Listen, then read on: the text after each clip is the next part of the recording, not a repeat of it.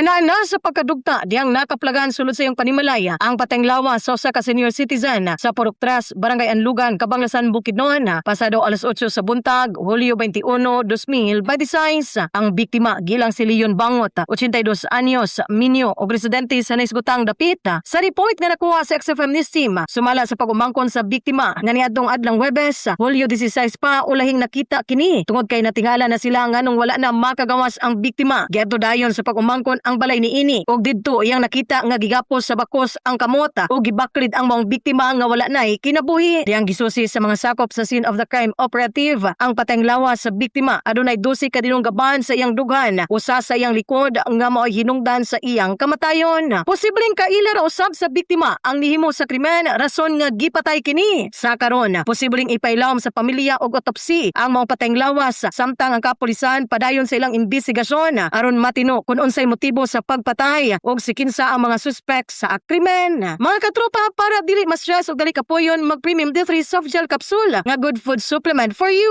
Ang Premium D3 o ang Vitamin D3 usa ka important nutrient alang sa overall health, mohatag kini og kalig-on sa mga kaunuran ug kahimsog sa kabukugan. Alang sa nakayusang Pilipino para sa Pilipinas. Ako sa Nilo Tabios, XFM News.